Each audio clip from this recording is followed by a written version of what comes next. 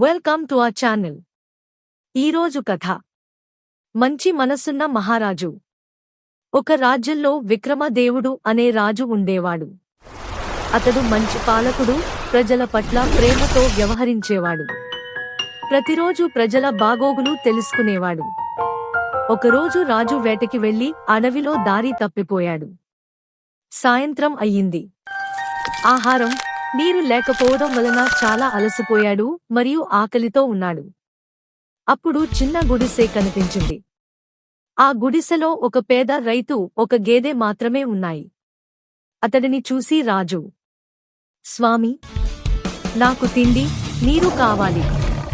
దయచేసి నాకు కొంత సహాయం చేయగలవా అని అడిగాడు. ఆ రైతు వెంటనే గేదె పాలు పోసి కొంచెం అన్నం ఇచ్చాడు. ఆ రైతు తినకుండా రాజుకు ఇస్తాడు. రాజు ఆ రైతుకు ధన్యవాదాలు చెప్పి, నీ సహాయం నేను మరచిపోలేను, ఎప్పటికీ గుర్తుపెట్టుకుంటాను అని వెళ్ళిపోయాడు. కొన్ని రోజుల తరువాత ఆ రైతు అరటి పండ్లను విక్రయించేందుకు రాజధానికి వచ్చాడు. అతన్ని రాజు రాజమహలానికి పిలిపించారు. రాజుగారు, నన్ను గుర్తుపట్టగలవా అని అడిగాడు. రైతు ఒక్కసారిగా ఆశ్చర్యపోయాడు. మీరు అని నోరు తిప్పలేదు.